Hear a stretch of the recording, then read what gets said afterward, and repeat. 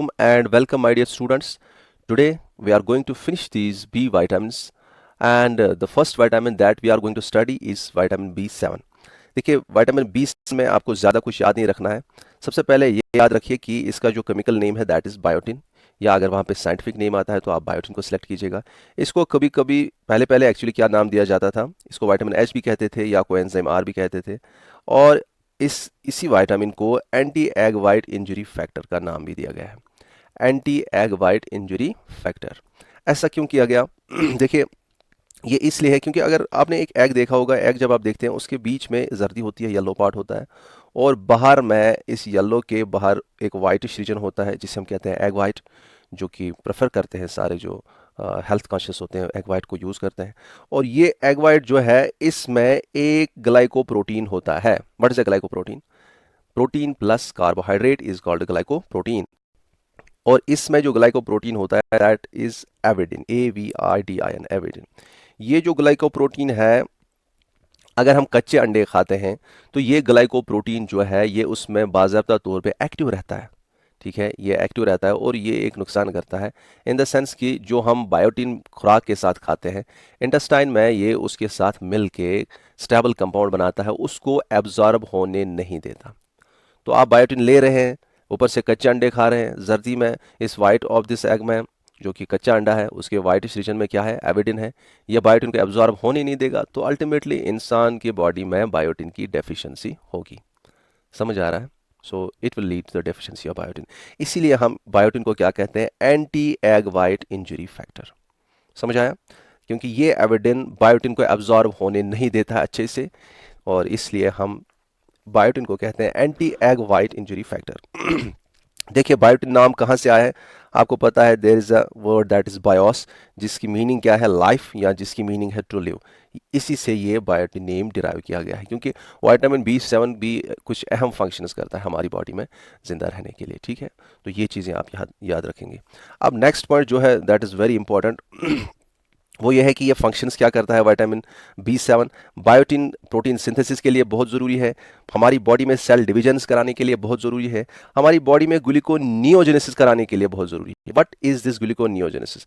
देखिए हमारी बॉडी में जब हमें ग्लूकोज की ज़रूरत पड़ती है, जब हम स्टार्विड कंडीशन में होते हैं, जब हम फाका होते हैं फाका कशी में होते हैं, या हमने खाना नहीं खाया होता ना, तो तब क्या होता है कि हमारी बॉडी में जो स्टोर्ड ग्लाइकोजन होता है लिवर में और मसल में, वो यूज़ हो जाता है ग्लूकोज के लिए, उसे तोड़ा जाता है, ग्लाइकोजन को ग्लूकोज बनाते हैं, तो वो हमारी बॉडी में यूज़ होता है एनर्जी के लिए। लेकिन अगर ग्लाइकोजन कम हो तो ग्लाइकोजन के साथ साथ क्या होता है, हमारी बॉडी में जो फैट होता है या हमारी बॉडी में जो प्रोटीन्स होते हैं, स्टोर्ड फैट्स और प्रोटीन्स होते हैं, उनको भी तोड़ा जाता है, उनसे भी ग्लूकोज बनाया जाता है, और उनसे ग्लूकोज बनाया जब जाता है उस प्रोसेस को कहते हैं gluconeogenesis.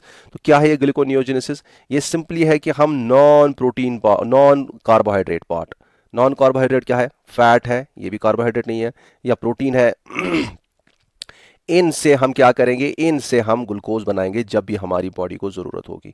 This is what is called gluconeogenesis, और इसके लिए भी विटामिन B7 का होना बहुत ही ज़रूरी है, इसमें भी एक अहम रोल अदा करता है। इसके बाद नेक्स्ट पॉइंट जो है कि विटामिन B7 जो है, विटामिन B7 करता क्या है? ये हमारी बॉडी में फैट को तोड़ता भी है, that is called oxidation of fat. यहाँ पे लिखा है मैंने, समझेंगे, this is called fatty acid oxidation.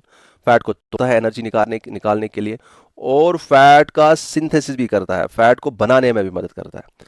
अब फैट को बनाने का मतलब क्या है? देखिए फैट जो होता है उसमें फैटी एसिड्स की चेन होती है, सपोज उसमें ऐसी चेन है, इतनी छोटी चेन है, उसी में न्यू एडिशन हो जाता है, न्यू एडिशन हो जाता है, तो फैटी एसिड की चेन जो होती है उसको इलोंगेट करता है। क्या करता है?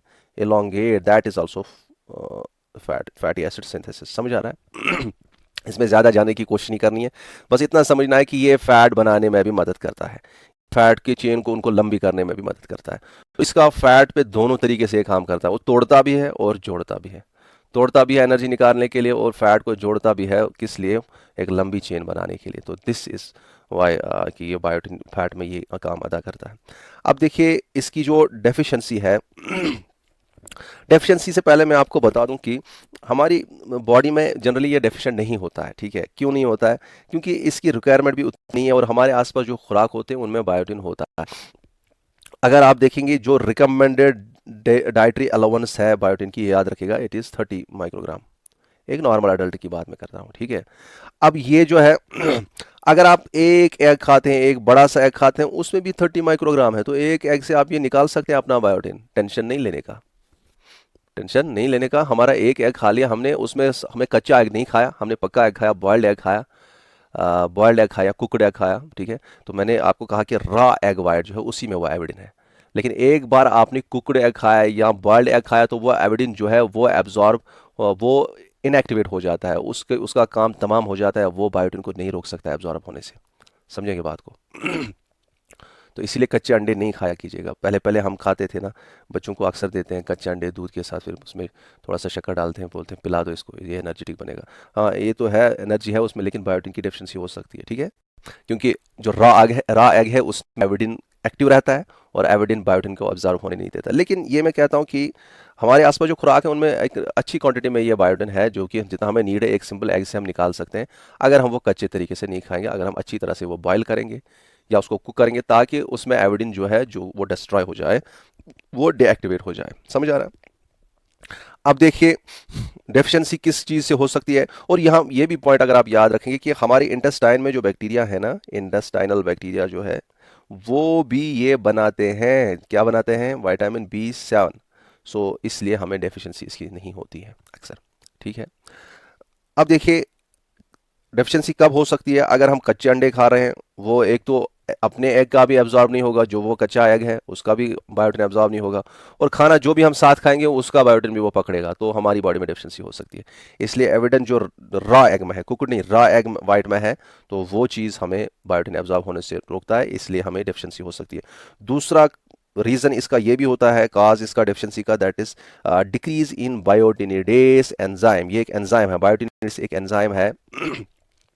ये बायोटिनिडेस एंजाइम हमारी बॉडी के मुख्तलिफ टिश्यूज में पाया जाता है। ये हमारे लिवर में भी पाया जाता है, ठीक है, लिवर में भी, ये हमारी किडनी में भी पाया जाता है, ये हमारे इंटेस्टाइनल ट्रैक्ट में भी पाया जाता है, इंटेस्टाइनल ट्रैक्ट में भी पाया जाता है। ऐसे ही ये कई सारे जगहों पे पाया जाता है। अब ये जो है इंटेस्टाइनल ट्रैक्ट में ये क्या करता है, ये बेसिकली आपको मैं बता दूं कि हम जो बायोटिन खाते हैं, याद रखिएगा, बायोटिन जनरली जो हम प्रोटीन वाले खुराक खाते हैं उनमें उनके साथ ही बायोटिन होता है, उन खुराकों में बायोटिन भी होता है। जैसे आप मीट खाएंगे, जैसे आप दालें खाएंगे, ऐसे ऐसी चीज़ें, अंडे खाएंगे, तो प्रोटीन के साथ ही साथ साथ होता है। और ये ज़्यादा बेहतर से अगर हम समझेंगे कि ये जो बायोटिन होता है, ये कुछ प्रोटीन्स के साथ बंधा होता है, प्रोटीन्स के साथ एसोसिएटेड होता है ऐसे बायोटिन, ठीक है, बायोटिन ये बंधा रहता है प्रोटीन्स के साथ। समझेंगे बात को? फिर बायोटिनिडेज करता क्या है, ये बोलता है बायोटिन को, बेटा तुमको आज़ाद होना है, इस प्रोटीन को छोड़ दो, मैं तुम दोनों को जुदा कर देता हूँ, मैं तोड़ देता हूँ तुम्हारा बॉन्ड, क्योंकि बायोटिन हमें अंदर चाहिए बॉडी में, कुछ फंक्शंस करानी है बॉडी में उसके, इसलिए आपका अलग होना प्रोटीन से ज़रूरी है। तो बायोटिनिडेज प्रोटीन से इसको तोड़ देता है। समझ आ रहा है? और अगर हमारी बॉडी में ये बायोटिनिडेज अच्छे से नहीं बनेगा, हमारे डाइजेस्टिव ट्रैक्ट में ये अवेलेबल नहीं होगा, तो बायोटिन इस प्रोटीन को चिपक के रहेगा, इसको छोड़ेगा नहीं, तो हमारी बॉडी में एब्जॉर्ब ये नहीं होगा, हमारी बॉडी को ये फ़ायदा नहीं मिलेगा, चाहे कितना भी हम बायोटिन वाला डाइट खाएं, क्योंकि ये प्रोटीन के साथ बाइंड रहेगा। समझ आ रहा है ना? अब देखिए, अब आपके जहन में सवाल आ रहा होगा कि कैसे ये बायोटिनिडेज कब कम हो सकता है। देखिए एक दो पॉइंट्स में बता देता हूँ। बायोटिनिडेज की कमी कैसे हो सकती है, ये स्ट्रेस के दौरान हो सकती है, ज़्यादा स्ट्रेस है, ठीक है, या बीमारी है, इलनेस है, उसमें भी देखा गया है कि बायोटिनिडेज की कमी हो जाती है। एंड इवन इवन क्या हो देखा गया है कि कुछ जेनेटिक काज भी है इसका, कि ये जो है वरासत में किसी को होता है, ये जो डिफेक्टिव जीन होता है। बेसिकली अगर आपको मैं बता दूं, हमारे अंदर जितने भी एंजाइम्स हैं ना, उनके लिए हमारी सेल्स में कोई ना कोई जीन होता है। आपकी बॉडी में जो कुछ भी है उसके लिए एक जीन होगा बाज़ाब्ता, हमारे आपकी सेल्स में, आपकी सेल्स के अंदर, हर किसी सेल के अंदर जीन होगा उस चीज़ का, जो भी चीज़, चाहे आपकी नाक हो, कान हो, आंखों का कलर हो, कान का बड़ा होना, छोटा होना, बालों का कलर हो, स्किन का कलर हो, ठीक है, हाइट हो, जो भी हो, मसल डेवलपमेंट, सब कुछ, आपका गुस्सा आना, आपका अच्छे से पेश आना, ये सारा चीज़ जेनेटिक्स डिटरमाइन करता है। एनवायरमेंटल फैक्टर्स भी पढ़ते हैं, काम करते हैं इस पे, लेकिन मेन जो रीज़न होता है वो जेनेटिक्स होता है। तो इसी तरह से यहाँ पे ये भी देखा गया है कि बायोटिनिडेज कुछ बंदों में जब वरासती में ऐसा हुआ कि वो जीन जो कि बायोटिनिडेज एंजाइम बना देता है, उसी का डिफेक्ट है, वो चलता रहता है, माँ बाप से बच्चों में चलता है, फिर बच्चों से उनके बच्चों में, ऐसे ऐसे चल रहा था, चलता रहता है। दैट इज जेनेटिक, जेनेटिक भी देखा गया है इसमें। अब चाहे कुछ भी हो, अगर बायोटिन एडेज नहीं बन रहा है तो सिंपल में क्या होता है, प्रोटीन के को छोड़ता नहीं है बायोटिन, बायोटिन एब्जॉर्ब नहीं होगा हमारी बॉडी में, इंटेस्टाइन में, तो इसलिए बायोटिन की डेफिशिएंसी हो सकती है। ये थोड़ा सा इसका डेफिशिएंसी क्यों है। अब सिम्टम्स क्या है, सिम्टम्स समझाने से पहले एक और पॉइंट मैं बता देता हूँ। आपने क्रीम्स और जो बालों का जो बालों की दवाइयाँ होती हैं, जो तेल वगैरह होता है, उसमें लिखते हैं कि इसमें बायोटिन डाला गया है, इसमें बायोटिन डाला गया है, जो क्रीम्स वगैरह लगाते हैं। तो समझेंगे बात को, बायोटिन हमारे स्किन के लिए भी बहुत इंपॉर्टेंट है, स्किन हेल्थ के लिए, एंड हमारी हेयर के लिए भी बहुत इंपॉर्टेंट है। ठीक है। अब यही चीज़ें यहाँ पे देखिए, जो भी इसकी फंक्शंस थी, यही चीज़ें आप देखिए यहाँ पे सिम्टम्स में अगर इसकी डिफिशिएंसी होगी तो यही चीज़ें अफेक्ट हो जाएंगी। सबसे पहले आपने सुना कि इसका जो मेन एक अहम रोल ये भी रहता है कि ग्लूकोनियोजेनेसिस के लिए लगता है, लेकिन अगर बायोटिन की डिफिशिएंसी है तो ग्लूकोनियोजेनेसिस का डिक्रीज होना ज़रूरी है, लाजमी है कि ग्लूकोनियोजेनेसिस अच्छे से नहीं हो पाएगी। इसी तरह से फैटी एसिड, मैंने कहा था सिंथेसिस होता है इससे, तो अगर फैटी एसिड सिंथेसिस होना है, लेकिन अगर इसकी डिफिशिएंसी है तो फैटी एसिड सिंथेसिस अच्छे से नहीं हो पाएगा। इसी तरह से मैंने कहा स्किन के लिए बहुत इंपॉर्टेंट है, तो स्किन में इन्फ्लेमेशन होती है, इसमें रैशेस वगैरह पड़ते हैं, तो स्किन की प्रॉब्लम्स हो जाती हैं। That is called dermatitis, डर्म is skin, TIS मैंने कल कहा ही आपको कि that is inflammation. So it means कि स्किन के रिलेटेड प्रॉब्लम्स होंगे, क्योंकि ये स्किन की हेल्थ के लिए बहुत इंपॉर्टेंट है। इसी तरह से टंग जो होती है, इसमें देखा गया है कि ये जो जुबान होती है उसमें भी इन्फ्लेमेशन होती है, that is also called glossitis. This is also cause due to the deficiency of vitamin B7। आपको पता है जो हकीम होते हैं ना, हकीम हिकमत जो करते हैं, उनमें भी अच्छी नॉलेज होती है। ये जो आजकल मतलब जो मेडिसन है, जो कि यहाँ डॉक्टर्स होते हैं, वो भी अपने तरीके से इलाज करते हैं। कभी कभी ऐसा होता है कि वो किसी को लाइलाज कर देते हैं कि हाँ भाई इसका इलाज नहीं होगा अब, फिर वो किसी हकीम के पास जाते हैं, वो उसका इलाज कर देता है। तो हिकमत जो है ना, वो भी एक ज़बरदस्त एक ब्रांच है, आप समझेंगे इस बात को। वो ज़ुबान देखते हैं, नब्ज़ पकड़ते हैं, वो आंखें देख के, चेहरा देख के वो दूर से पहचान लेते हैं। तो वो भी मतलब ये कहना है कि ये जो ये टंग की इन्फ्लेमेशन, ये भी बहुत सारे मराइज़ को रिप्रेजेंट करती है। टंग की इन्फ्लेमेशन जो है ना, इसी तरह से मुझे याद आ गया कि हकीम ये जो ज़ुबान है ये भी देखते हैं, डॉक्टर्स भी देखते हैं, लेकिन हकीम भी देखते हैं और वो नब्ज़ पकड़ते हैं। तो ये जो टंग की इन्फ्लेमेशन है, आपने ये कई बार सुना अभी तक, कई सारे डिजीज़ में मैंने कहा, तो टंग की इन्फ्लेमेशन होना भी बहुत सारे डिजीज़ का होना, किसी भी डिजीज़ का एक ये सिम्टम निकलता है। ठीक है। तो ये ग्लॉसिस, इसी तरह से हमारे बालों के लिए तो ये बहुत इंपॉर्टेंट है। अगर ये बालों के लिए इंपॉर्टेंट है तो डेफिशिएंसी होने से बालों का टाटा बाय बाय हो जाता है, दैट इज एलोपेशिया। एलोपेशिया हो गया गंजापन आना, इससे ज़्यादा बचना चाहिए इंसान। ठीक है। अब इसके बाद है एक और प्रॉब्लम हो सकती है, ये देखा गया है कि हेलुसिनेशंस होते हैं। बंदा बैठा है, बोलता है मेरे सामने शाहरुख खान कल आया था, उसने बोला चलो मेरे साथ फिल्म में काम करो। तो ये क्या होता है, जो चीज़ होता ही नहीं है ना, उसी की परसेप्शन होती है किसी बंदे में, दैट इज कॉल्ड हेलुसिनेशन। कोई समझता है कि मैं जहाज़ में बैठा हूँ, लेकिन वो कहाँ पे होता है, वो अंदर बैठा होता है कमरे में, तो that is what is called hallucinations. अच्छा, इसके अलावा हमारे जो इंटेस्टाइन्स हैं या हमारा जो डाइजेस्टिव ट्रैक्ट है, उसमें प्रॉब्लम्स आते हैं, दैट इज़ कॉल्ड एंटेराइटिस। चाहे वोमिटिंग हो, डायरिया हो, या ऐसी चीज़ें हों, ये भी कभी कभी देखे गए हैं, and this is called enteritis. क्या कहते हैं इसे, एंटेराइटिस, या दिस इज़ कॉल्ड एंटेराइटिस। अब इसके बाद हम अब आ जाते हैं अपने मेन विटामिन पे, जो कि दो विटामिन आज हमें पढ़ने हैं, बहुत इंपॉर्टेंट है, रिमेंबर, जिनको हम क्या क्या कहते हैं। One is vitamin B9, that is folate और folic acid, and another is vitamin B12, जिसे हम क्या कहते हैं, कोबालामाइन। अब यहाँ पे इन विटामिन B9 को स्टार्ट करने से पहले मैं आपको एक दो पॉइंट्स बताने जा रहा हूँ, वो याद रखिएगा कि अभी तक जो हमने विटामिन पढ़े, मेनली इनका काम क्या था इनका काम, मेनली एनर्जी प्रोड्यूसिंग।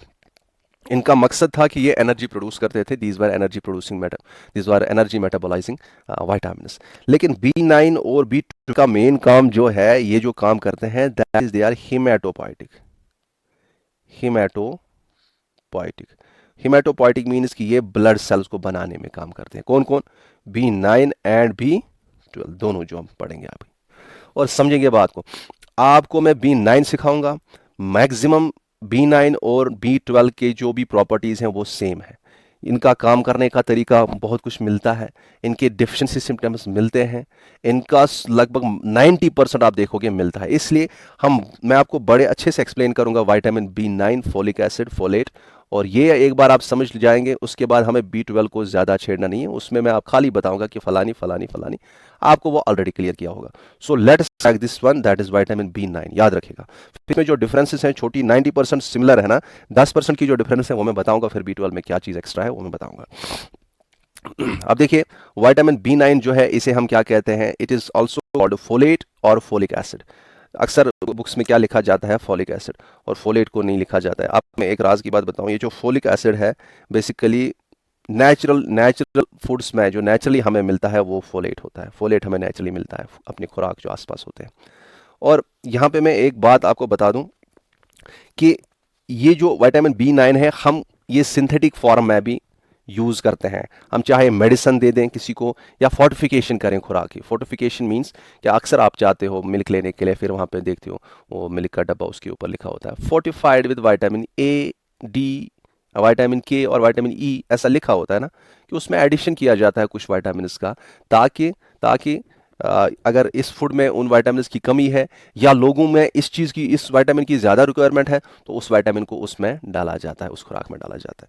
तो ऐसा आपको समझना है कि चाहे फोर्टिफिकेशन करनी हो खुराक की या चाहे मेडिकेशन देना हो, ये जो मेडिसिन देते, इन दोनों फॉर्म में अगर हमें विटामिन B9 को देना है, चाहे आपको मेडिकेशन देनी है या फोर्टिफिकेशन करनी है, तो ये वाला दिया जाता है, that is called folic acid. It is actually synthetic form, synthetic synthetic vitamin B9 is called folic acid and this is folate is natural.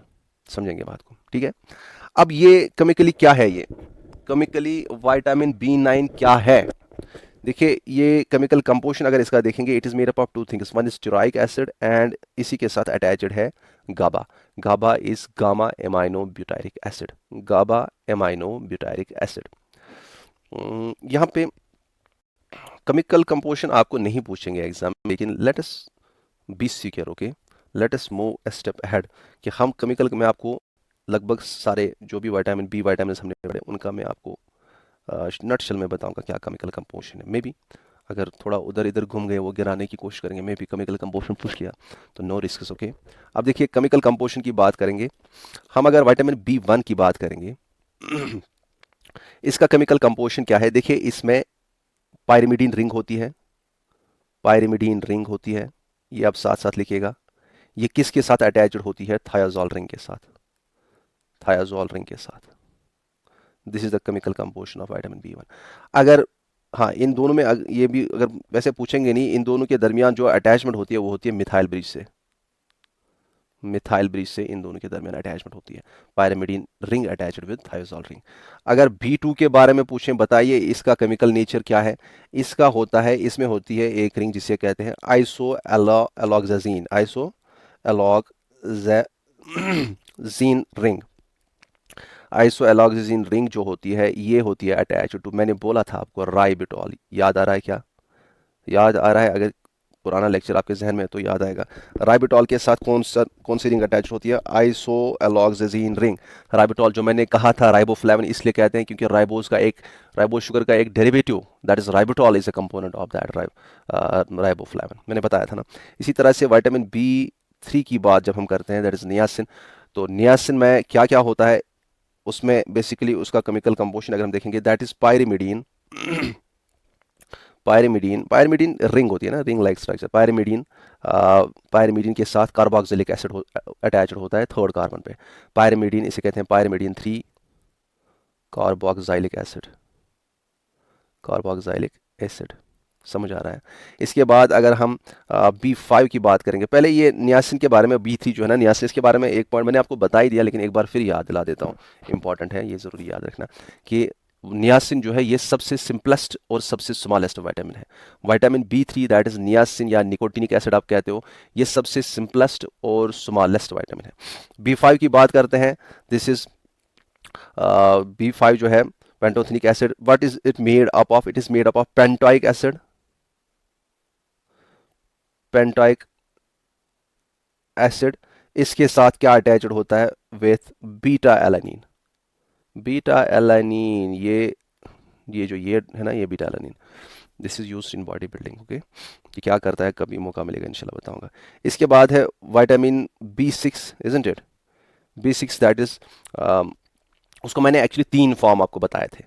एक मैंने बताया था पायरोडॉक्सल, पायरोडॉक्सल एंड पायरोडॉक्सामाइन, मैंने 3 फॉर्म्स कहे थे। ये इसमें क्या होता है, इसमें केमिकल कंपोजिशन अगर हम देखेंगे, इसमें भी पायरिमिडीन रिंग होती है, पायरिमिडीन रिंग होती है, और उसके साथ अगर OH ग्रुप अटैच्ड है तो क्या बनता है, पायरिडोक्सोल, XOL।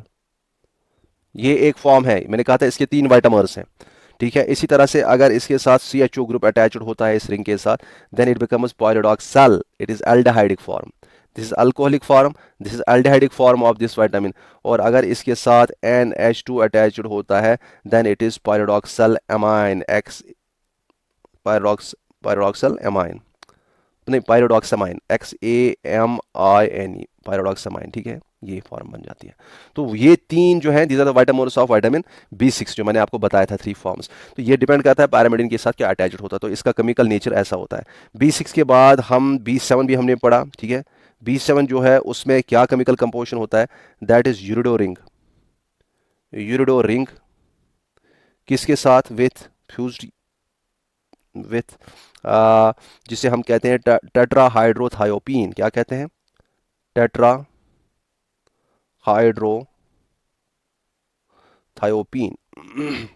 आपको पता है एक रिवीजन विटामिन का मारना है, टेट्राहाइड्रोथायोपीन रिंग, ये 2 रिंग्स होते हैं। एक रिवीजन हम मारेंगे इंशाल्लाह, और उसमें मैं आपको विटामिन का हाईलाइट करूंगा, वो जो पॉइंट्स मैं वहाँ बताऊंगा वो जहन से नहीं निकालना। अगर कुछ भूलोगी भी इसमें कोई टेंशन नहीं, लेकिन जो मैं वहाँ पे बताऊंगा उसमें कुछ नहीं भूलना, ठीक है। B7। इसके बाद हम अभी जो पढ़ रहे हैं दैट इज़ B9, उसके बारे में मैंने अभी बता ही दिया आपको ऊपर। तो हम B12 के बारे में अब बताएंगे, ठीक है। वो 9 का लिखा ही है मैंने। B12 जो है, B9 जो B12 इसके बाद पढ़ना है, यहीं पे बता देता हूँ। उसमें होती है कोरिन रिंग, कोरिन रिंग जिसके सेंटर में with with cobalt, cobalt at centre, cobalt atom centre में होता है। ये अक्सर पूछा जाता है एग्जाम में, कई बार आया SSC में।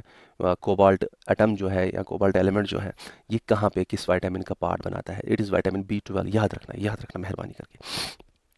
इतना क्लियर है, ये सब लिख देना। नाउ इसके बाद हम यहाँ पे देखते हैं, यहाँ पे देखिए आप ये जो पॉइंट यहाँ जिससे ये सारा पढ़ना पड़ा, कि केमिकली ये क्या है, टिरोइक एसिड अटैच्ड विद गाबा।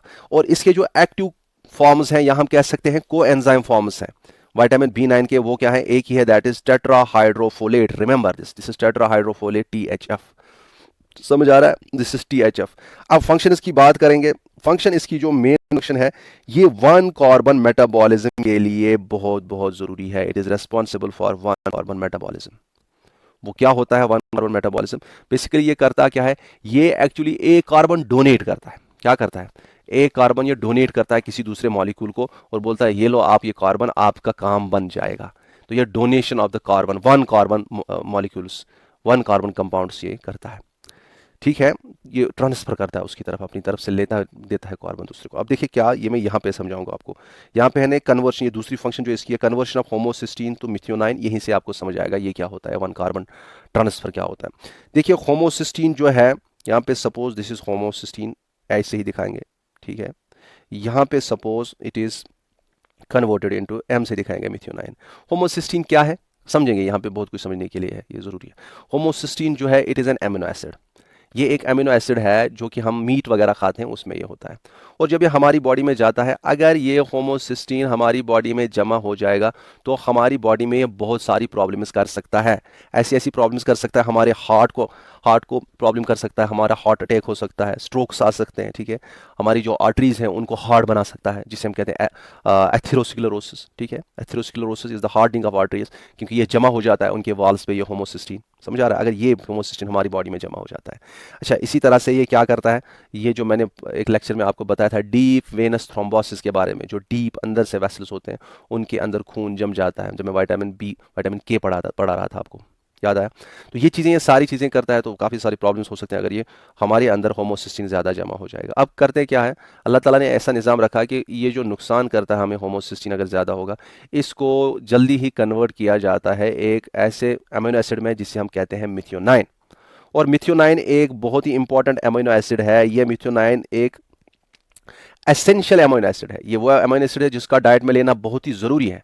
और याद रखिएगा, it is a sulphur containing amino acid. याद रखिएगा ये point. Maybe I have not told you during when I taught you the proteins, maybe I don't remember this time, ये लेकिन अभी बता देता हूँ।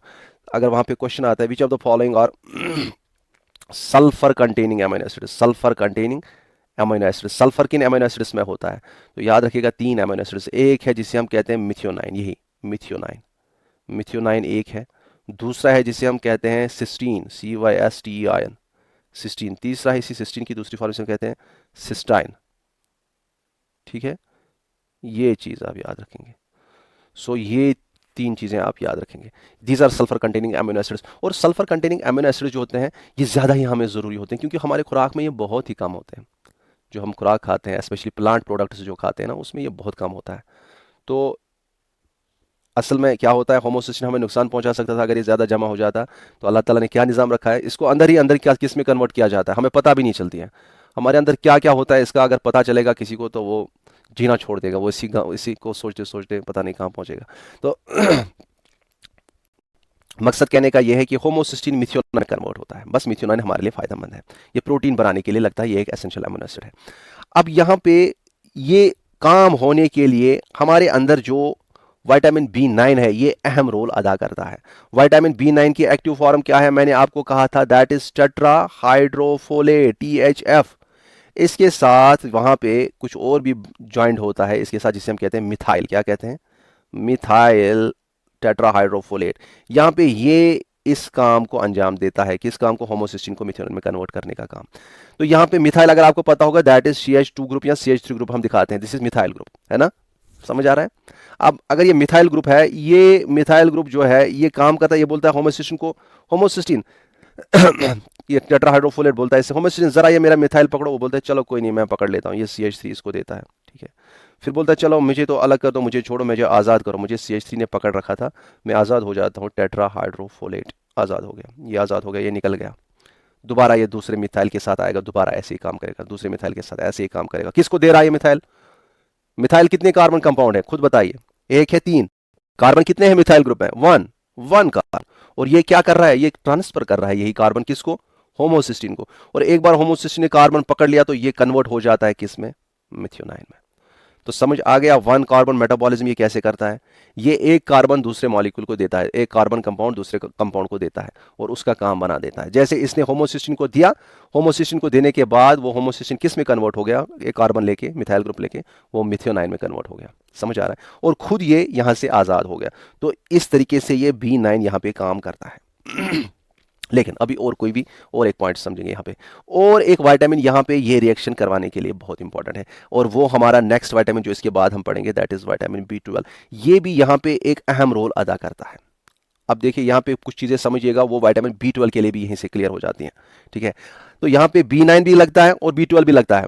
अच्छा फर्ज कीजिए, अब काम क्या होता है, फर्ज कीजिए ये विटामिन B12 जो है, विटामिन B12 की डेफिशिएंसी हो जाएगी। फर्ज कीजिए विटामिन B12 की डेफिशिएंसी हो जाएगी, तो आप मुझे बताइए, क्या होमोसिस्टीन इस मिथाइल टेट्राहाइड्रोफोलेट का मिथाइल ग्रुप पकड़ेगा और कन्वर्ट होगा इनटू मिथ्योनाइन? नहीं नहीं नहीं, वो नहीं पकड़ेगा, क्योंकि पकड़ने के बाद उसे, पकड़ने के साथ साथ इसे क्या करना होता है? अगर विटामिन B12 नहीं होता है तो ये पकड़ता नहीं है, ये कन्वर्ट नहीं होता है इनटू मिथ्योनाइन। सो यहाँ पे एक कंसेप्ट ये है कि विटामिन B12 की अगर डेफिशिएंसी होगी तब भी क्या होगा? ये होमोसिस्टीन जो है, होमोसिस्टीन की लेवल बढ़ेगी बॉडी में, ब्लड में। ठीक है, बॉडी में या ब्लड में कहिए, बढ़ेगी, क्योंकि होमोसिस्टीन को मिथ्योनाइन में कन्वर्ट करने के लिए विटामिन B12 भी जरूरी है। समझ आ रहा है? और यहां पे दूसरे एंगल में अगर B9 की डेफिशिएंसी होगी, आप मुझे बताइए क्या ये रिएक्शन हो पाएगी? B9 है ही नहीं तो उसको मिथाइल ग्रुप कौन देगा? होमोसिस्टीन को कौन 1 कार्बन ट्रांसफर करेगा इसको? तो उस वजह से भी क्या होगा? होमोसिस्टीन की लेवल बढ़ जाएंगे, और इसलिए होमोसिस्टीन की लेवल्स दोनों की डेफिशिएंसी से बढ़ते हैं। ला हौला वला कुव्वता इल्ला बिल्लाह।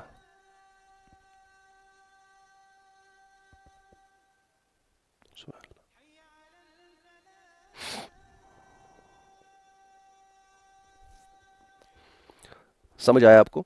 अब यहाँ पे एक कंसेप्ट सीखिए, ये समझेंगे कि मिथाइल टेट्राहाइड्रोफोलेट जो है, ये अगर अगर विटामिन B12 नहीं होगा तो एक तो डेफिशिएंसी से होमोसिस्टीन बढ़ जाएगा, दूसरा इसमें ये होगा कि मिथाइल टेट्राहाइड्रोफोलेट चाहेगा मेरा ये मिथाइल ले लो, होमोसिस्टीन मेरा मिथाइल ले लो, मुझे टेट्राहाइड्रोफोलेट, मुझे बाहर निकलना है, मुझे पकड़ के रखा है मिथाइल ने। होमोसिस्टीन बोलेगा विटामिन B12 कहाँ रखा है? वो नहीं है तो मैं नहीं पकड़ पाऊंगा तेरा। इसलिए क्या होगा कि ये ये टेट्राहाइड्रोफोलेट नहीं निकलेगा, इससे अलग नहीं होगा, ये रिलीज नहीं होगा, ये ट्रैप रहेगा। This is called this is called folate trap. ये पॉइंट मुझे बताना था, folate, FOLAT, folate trap. Folate trap means कि फोलेट जो है, फोलिक एसिड जो है, ये बंधा रहेगा किसके साथ? मिथाइल ग्रुप के साथ, क्योंकि इसको टेट्राहाइड्रोफोलेट में तभी ये कन्वर्ट होता है जब इसका मिथाइल ग्रुप वो पकड़ेगा। वो पकड़ता ही नहीं है क्योंकि उसको विटामिन B12 भी चाहिए, तो पकड़ेगा नहीं, तो इसको इसके साथ ही रहेगा। इस वजह से फोलिक एसिड खाता रहेगा, फोलेट खाता रहेगा, लेकिन बॉडी में वो फोलेट इस तरीके से बंद रहेगा, कुछ folate in the form of methyl tetrahydrofolate, जिसे कहते हैं फोलेट ट्रैप हो गया, फोलेट ट्रैप इसे कहते हैं, फंस गया। समझ आ रहा है ना? तो ये सारी चीजें अगर आपको समझ आ गई, अब हम नेक्स्ट पॉइंट देखते हैं। ये vitamin B9 DNA replication and cell division के लिए भी बहुत जरूरी है। देखिए फंक्शंस अच्छे से समझेंगे तो डिफिशिएंसी सिम्टम्स आपको समझने में टेंशन नहीं होगा। DNA replication and cell division के लिए बहुत जरूरी है। अब देखिए क्या होता है, मैं यहां दिखा देता हूं कि जब जब एक सेल को डिवाइड करना होता है, यहां पे सपोज एक सेल दी है, ये सेल है, आपको पता है सेल के अंदर क्या है? न्यूक्लियस होता है, न्यूक्लियस में क्रोमोसोम्स होते हैं ना, क्रोमोसोम्स, समझेंगे बात को। और आपको पता है ये सेल जब डिवाइड करती है, सपोज इससे दो सेल्स बनानी है, दो सेल्स, एक ये सेल एक ये सेल, दो सेल बनानी है इससे, ठीक है। अब दो सेल्स जो हैं, अब इनके अंदर भी अपना अपना न्यूक्लियस होगा और इनके अंदर भी ये क्रोमोसोम आने वाले हैं जो उस पहले वाली सेल में, इनमें भी लाने हैं। अब यहाँ पे सपोज इस पहले सेल में एक क्रोमोसोम है, आप मुझे बताइए खुद ही, क्रोमोसोम जो है न्यूक्लियस के अंदर जेनेटिक मटेरियल होता है, समझेंगे बात, जिनको पता नहीं है। जो न्यूक्लियस होता है, हमारी बॉडी सेल्स की बनी है और सेल्स के अंदर एक स्ट्रक्चर होता है जिसे हम कहते हैं न्यूक्लियस। न्यूक्लियस के अंदर जेनेटिक मटेरियल होता है हमारा इन the form of chromosome. Chromosome ये है क्रोमोसोम, और इस क्रोमोसोम को अगर आप देखेंगे, ये एक्चुअली डीएनए का बना होता है। डीएनए के साथ कुछ प्रोटीन्स होते हैं, उसी से क्रोमोसोम बनता है, और डीएनए पे हमारे जीन्स होते हैं, समझेंगे बात। अब ये कंसेप्ट ये है कि चलो पहली सेल में क्रोमोसोम है, अब ये डिवाइड करेगा, लेकिन अब इसके पास जितने क्रोमोसोम है, सपोज इसके पास एक ही क्रोमोसोम है, अगर इसके पास एक क्रोमोसोम, मुझे बताइए एक सेल जब ये दो सेल्स में डिवाइड होगा, एक सेल को बोलेगा ये लो आप अपना क्रोमोसोम, दूसरे को क्या देगा? दूसरे को भी देना है ना। इसलिए ये सेल क्या करती है? पहले ये सेल अपना जो क्रोमोसोम या डीएनए जो है इसको रेप्लिकेट करती है, इसको डबल करती है, फिर बोलती है इसको ये लो बेटा अपना क्रोमोसोम, ये लो बेटा अपना क्रोमोसोम, आप दोनों ले लो अपना अपना क्रोमोसोम, मैं राय नहीं करती हूँ, ठीक है, I am a mother cell, ठीक है, तुम डॉटर्स हो, तुम लड़ो मत आपस में, ये लो तुम भी अपना क्रोमोसोम, तुम भी ले लो अपना क्रोमोसोम। इसका मतलब यह है कि सेल डिवाइड करने के लिए ये स्टेप बहुत जरूरी है, डीएनए रेप्लिकेट होना जरूरी है। अगर ये नहीं होगा तो सेल क्या करती है? सेल स्टॉप करती है, सेल को सिग्नल मिलती है, नहीं भाई हमारा क्रोमोसोम रेप्लिकेट नहीं हुआ, डीएनए की रेप्लिकेशन नहीं हुई, हमारा क्रोमोसोमिक मटेरियल डबल नहीं हुआ, तो आगे सेल डिवाइड नहीं करेगी, समझेंगे बात को। तो यहां पे ये जो है, ये डीएनए रेप्लिकेशन के लिए बहुत जरूरी है विटामिन B9, और इसलिए ये सेल डिवीजन के लिए भी बहुत इंपॉर्टेंट है, ठीक है।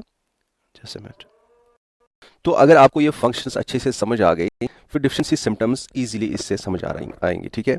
तो यहाँ पे कंसेप्ट ये है कि डिफिशिएंसी सिम्टम्स में सबसे पहली जो डिजीज होती है, या हम कह सकते हैं सबसे पहला जो सिम्टम होता है, वो मैंने आपको पहले ही कहा कि होमोसिस्टीन हमारी बॉडी में जमा हो सकता है अगर विटामिन B9 की कमी होगी, क्योंकि homocysteine will be converted into methionine.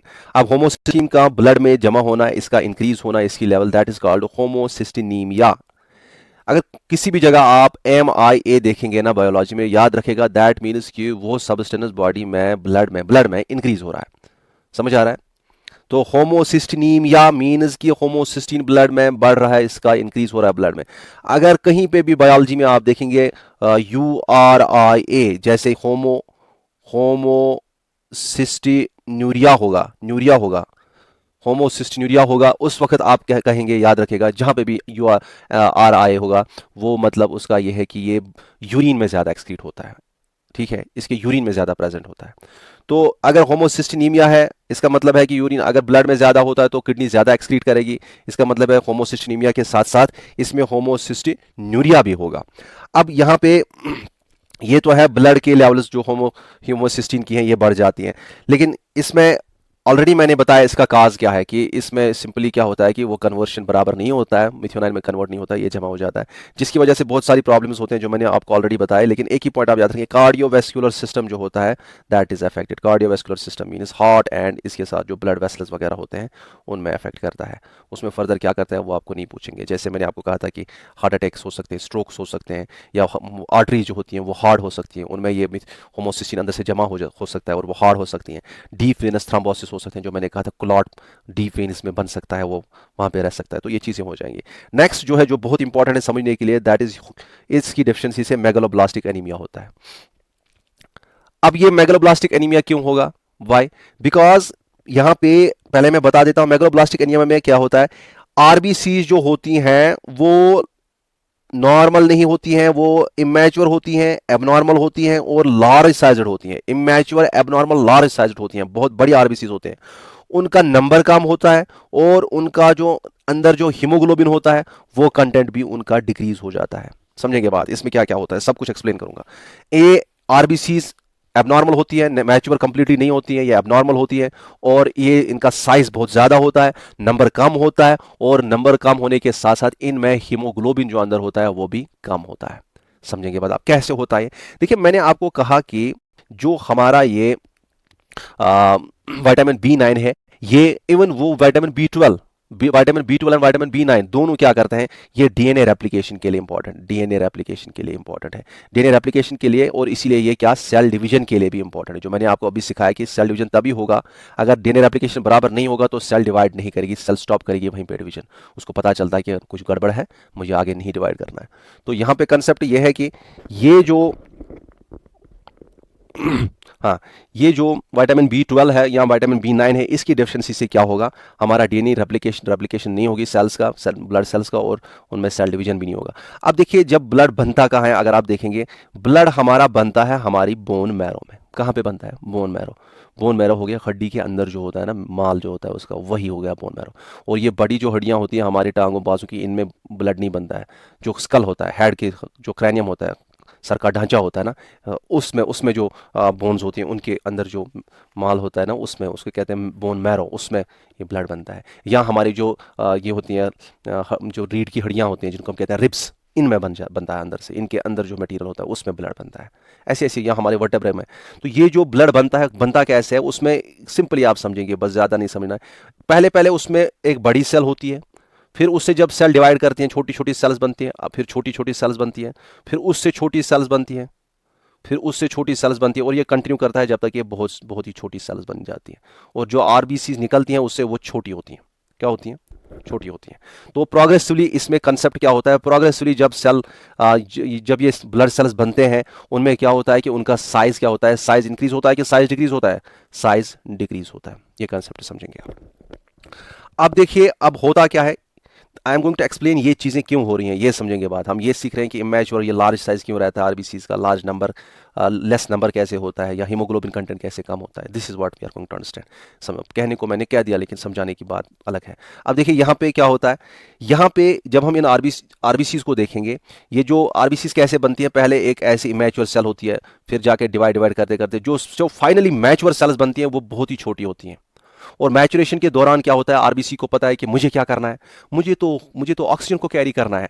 तो इसलिए ये मैचुरेशन के दौरान क्या करती है, अंदर जो इसके सेल के अंदर स्ट्रक्चर्स होते हैं, जैसे इसके अंदर न्यूक्लियस होता है या बाकी स्ट्रक्चर्स होते हैं, ये बोलती हैं इनको, बेटा तुम बाहर निकलो, आपका काम मेरे लिए कुछ नहीं रहेगा आगे, क्योंकि आगे मुझे एक बहुत ही अच्छा काम करना है। क्या? मुझे सारी बॉडी को ऑक्सीजन सप्लाई करना है, मुझे एक स्पेशल सब्सटेंस को अपनी अंदर समेट लेना है, ज़्यादा से ज़्यादा जमा कर लेना, जिसको हम हीमोग्लोबिन कहते हैं, उसको मुझे एक्यूमुलेट करना है, क्योंकि वही मेरे काम आएगा आगे। उसी के जरिए मैं सारी बॉडी में ऑक्सीजन ले लूँगी, हर किसी सेल को ऑक्सीजन दे दूँगी।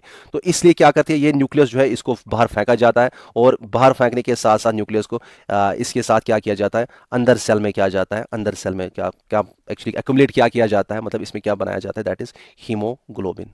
हीमोग्लोबिन इसके अंदर एक्यूमुलेट किया जाता है, जमा हो जाता है। समझेंगे बात को। ये दोनों ये कुछ चीज़ें होती हैं इसके सेल डिवीजन के दौरान या इसके मैचुरेशन के दौरान। क्या होता है, एक तो साइज स्मॉल होता है, पहला पॉइंट। दूसरा, न्यूक्लियस और बाकी स्ट्रक्चर्स बाहर फेंके जाते हैं। तीसरा, इसमें एक्चुअली क्या जमा किया जाता है, हीमोग्लोबिन, ताकि इसकी जो मेन फंक्शन है वो आगे उसके लिए तैयारी हो जाए कि ऑक्सीजन ये आगे ज़्यादा से ज़्यादा कैरी करनी चाहिए।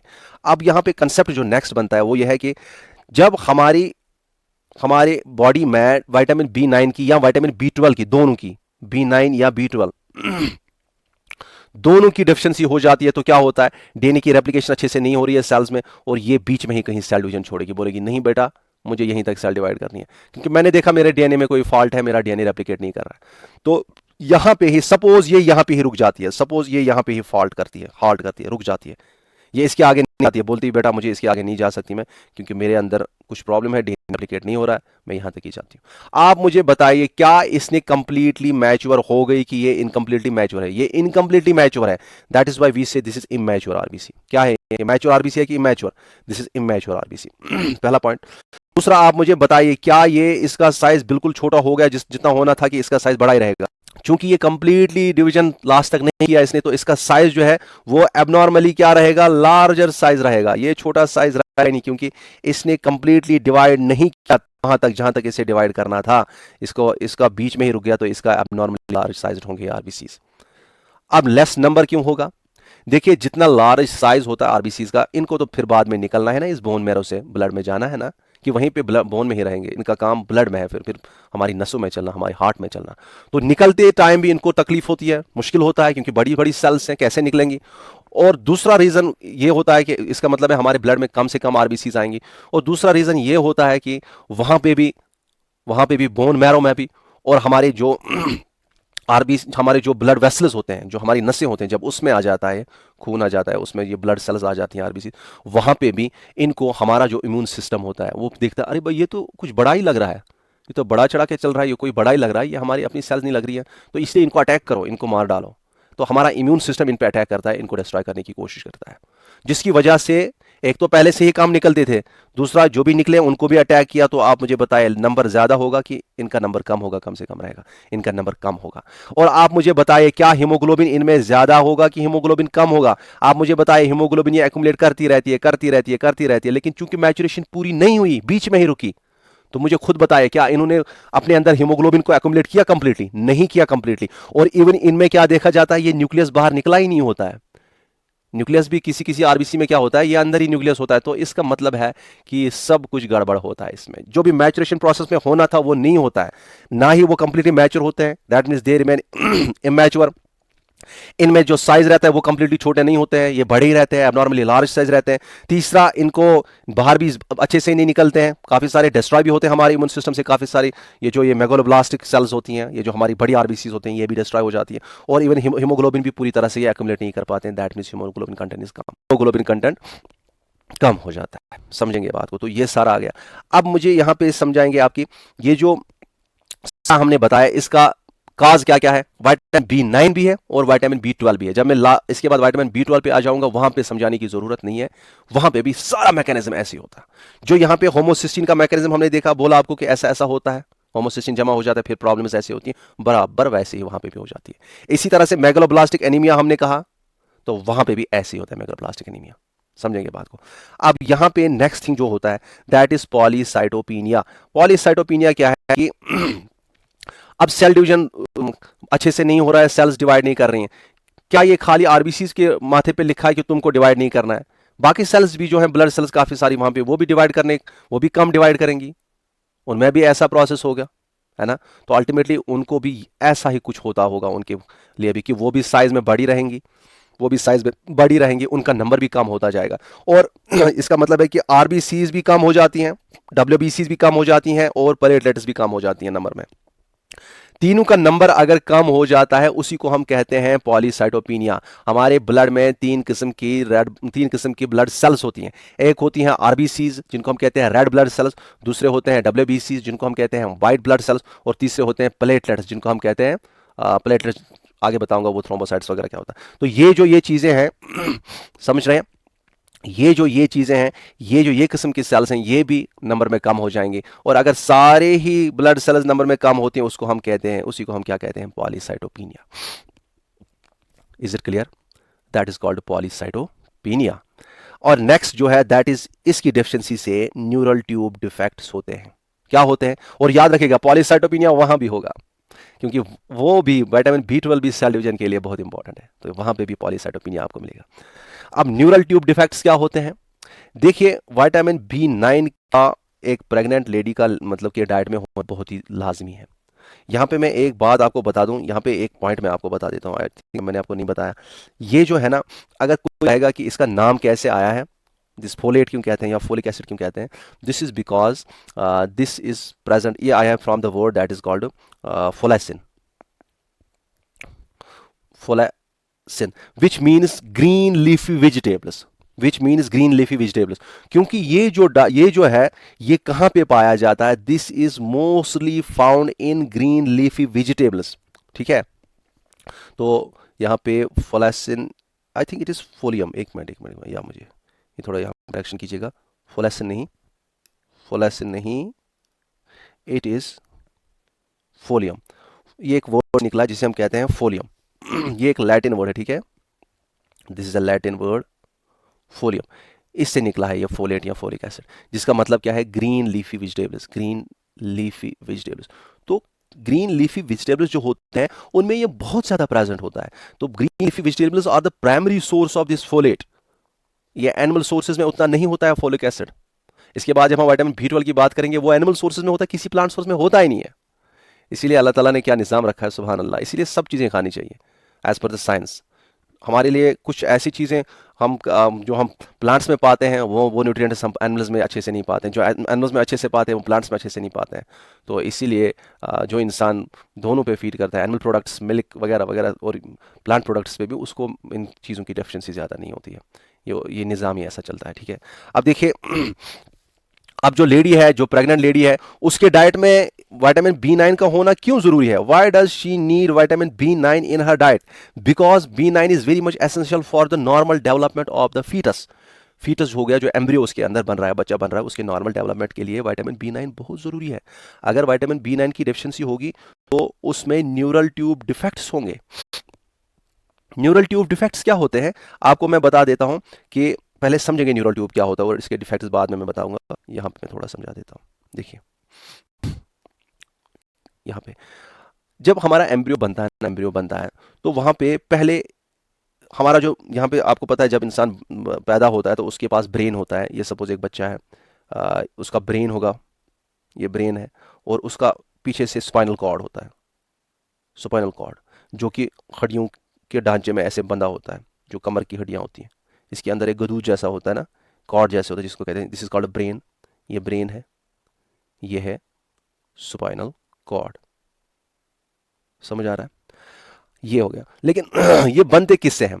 एक्चुअली हमारे एम्ब्रियो में पहले एक ट्यूब जैसा बनता है, जिसे हम कहते हैं न्यूरल ट्यूब। क्या कहते हैं? Neural tube. इसी से ये सारी चीजें बनती है, ब्रेन भी बनता है और ये स्पाइनल कॉर्ड भी बनता है। ठीक है, अब ये न्यूरल ट्यूब है, इसी से ये बनना है, ये ब्रेन एंड स्पाइनल कॉर्ड। अब यही बनते बनते कुछ डिफेक्ट्स हो जाते हैं, इस न्यूरल ट्यूब में कुछ डिफेक्ट्स हो जाते हैं, फिर नॉर्मल प्रेजेंटेशन नहीं होती है। नॉर्मल जिस तरीके से हमें इस वक्त ब्रेन और स्पाइनल कॉर्ड सामने है, बाज़ाब्ता ब्रेन के ऊपर, एक मिनट मैं दिखाई देता हूँ, ब्रेन के ऊपर आपको पता है सर का खोपड़ा होता है, जिसे हम कहते हैं क्रैनियम। ये क्रैनियम है, और इसके ऊपर भी हड्डियों का ढांचा है, और अंदर से ब्रेन है, सर के अंदर से ब्रेन है, हड्डियों के यहाँ पे क्रैनियम के अंदर से ब्रेन है, इस कमर की हड्डी के अंदर से स्पाइनल कॉर्ड है। ऐसा नॉर्मल स्ट्रक्चर है। तो जब न्यूरल ट्यूब डिफेक्ट्स होते हैं तो ये नॉर्मल प्रेजेंटेशन इनकी नहीं होती है, एक नॉर्मल तरीके से ये नहीं होते हैं, इसमें कुछ डिफेक्ट्स होते हैं। एक किस्म का डिफेक्ट होता है जिसे हम कहते हैं सुपाइना बाइफिडा। एक न्यूरल ट्यूब डिफेक्ट है जिसे कहते हैं सुपाइना बाइफिडा। सुपाइना बाइफिडा क्या है? ये सुपाइनल कॉर्ड है, ये कोई थोड़ा सा एबनॉर्मल छेद होता है इसमें, जो स्पाइनल कॉलम है ना, ये जो ऊपर से ये बैकबोन है, ये कमर की हड्डी जिसे कहते हैं, जिसे हम कहते हैं सुपाइनल कॉलम भी कहते हैं, या इसे आप बैकबोन भी कहते हैं। कमर की हड्डी जो है ना, इसमें एक छेद रहता है पीछे से, जो नॉर्मल छेद होता है, और उस छेद से ये जो स्पाइनल कॉर्ड है ये बाहर से प्रोट्रूड करता है। स्पाइनल कॉर्ड बाहर प्रोट्रूड करता है, उसी को हम कहते हैं सुपाइना बाइफिडा। ये शॉर्ट में ऐसे ही आप याद रखें। अब यहां पे किस लेवल तक ये स्पाइनल कॉर्ड प्रोट्रूड कर रहा है? स्पाइनल कॉर्ड को अगर मैं यहां पे दिखाऊं, इसमें ऊपर से मेम्ब्रेन्स होते हैं। क्या होते हैं?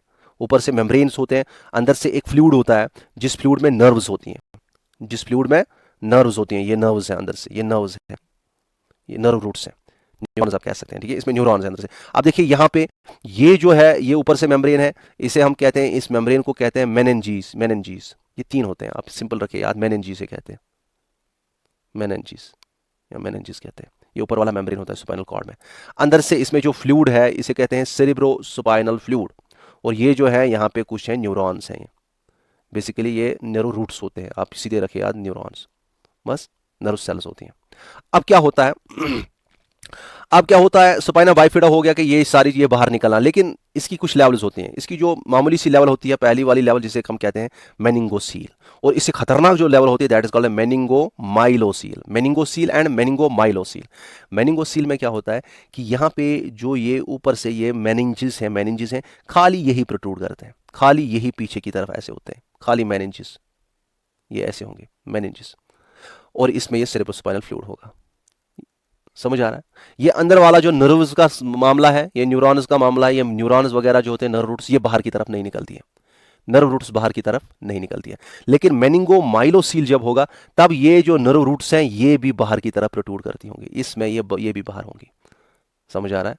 This is called meningomyelocele. तो सुपाइना बाइफिडा में जनरल में क्या याद रखना है, सुपाइनल कॉर्ड जो है वो बाहर निकलता है, वो प्रोट्रूड करता है कहाँ से, पीछे से थोड़ा बाहर निकला होता है किसी जगह से जहाँ से ये अबनॉर्मली ये छेद होता है हमारी बैकबोन में। अब ये आपको अगर समझ आ गया, अब नेक्स्ट चीज आप देखिए, न्यूरल ट्यूब डिफेक्ट, दूसरा डिफेक्ट जो है that is called encephalocele. That is called encephalocele. ये क्या होता है? मैंने कहा ये हमारा ब्रेन है, ये हमारा ब्रेन है, इसके ऊपर बाज़ाब्ता एक कवरिंग है, खोपड़ा है ऊपर से, है ना। बेसिकली इस खोपड़े में कभी कभी ऐसा होता है कि इस खोपड़े से ये ब्रेन ऐसे बाहर निकला होता है, ऐसे थोड़ा सा ब्रेन बाहर निकला है। जब बच्चा पैदा होता है उसका ब्रेन देखते हैं तो उसका ब्रेन प्रोट्रूड किया होता है बाहर, दैट इज कॉल्ड एनसेफेलोसील। समझेंगे बात? देखो कितना खतरनाक है विटामिन B9 का डेफिशिएंसी होना, अल्लाह ताला रहम करे। देन सबसे खतरनाक जो है दैट इज एनेन्सेफेली। एनेन्सेफेली ये क्या है? ये क्या है? ये जो खोपड़ा होता है क्रैनियम ऊपर से, ये कंप्लीटली एब्सेंट है। जब बच्चा पैदा होता है उसका ब्रेन सीधे दिखता है, उसके ऊपर खोपड़ा होता ही नहीं है, उसके ऊपर क्रैनियम होता ही नहीं है। ठीक है ना। जब मैंने last time panchayat account system में पढ़ाया था, देर वॉज वन शिकायत थी कि इस बायोलॉजी में जो होते हैं टर्म्स होती हैं, इसीलिए मैं ऐसी वैसी बातें बोलता हूँ, खोपड़ा वोपड़ा, इसीलिए क्योंकि क्रैनियम अगर पूछूंगा बोलूंगा मतलब बताऊंगा तो हो सकता है मुझे मेरे जहन में आता है कि शायद कुछ ऐसे भी होंगे स्टूडेंट जिनको क्रैनियम पता नहीं होगी, तो ऐसे bear me these words, okay. तो ये जो ऊपर से ये खोपड़ा होता है, ढांचा होता है सर के ऊपर से जो ये होता है हड्डियों का, तो ये जो होता है ये होता ही नहीं है। बच्चा पैदा हो गया, बच्चा पैदा हो गया तो बाहर से ये है ही नहीं, फिर ये बचेगा भी नहीं, तो विद इन 3 से 4 घंटे तक ये जिंदा रह सकता है, उसके बाद इसकी डेथ हो जाती है बेचारे की। अल्हम्दुलिल्लाह, अल्लाह ताला रहम करे। ठीक है। अब यहाँ पे देखिए रिकमेंडेड डेली अलाउंस जो है 200 माइक्रोग्राम है। प्रेगनेंसी में ये 400 तक जाएगा, जो आपको पता है 400 माइक्रोग्राम। प्रेगनेंसी में फोलेट का होना बहुत जरूरी। देखिए जो फीमेल है ना, इनके लिए क्या क्या विटामिन इंपॉर्टेंट है, एक है फोलेट, दूसरा है इनका विटामिन B12, और तीसरा है जिसे हम कहते हैं आयरन, और प्रोटीन भी अच्छा लेना चाहिए। ठीक है, ये चीज़ें फीमेल के लिए इंपॉर्टेंट है, और प्रेग्नेंट लेडी के लिए भी बहुत इंपॉर्टेंट है। तो ये ये जो हम विटामिन पढ़ रहे हैं ना, it is very much related to your health also. Vitamin जो भी हमने न्यूट्रिशन अभी तक पढ़ा, इसलिए इसको अच्छे से अपने लिए समझेंगे आप। तो डाइटरी सोर्सेज आपके सामने दिए गए हैं, और याद रखेंगे जो कि मेन डाइटरी सोर्सेज के होंगे वो ये ग्रीन लीफी वेजिटेबल्स जो भी आप सामने आएंगी वो है, तो ग्रीन लीफी वेजिटेबल्स प्रेगनेंसी के दौरान अच्छे से लेने चाहिए, या इवन सप्लीमेंटेशन करनी चाहिए to prevent this spina bifida and other neural tube defects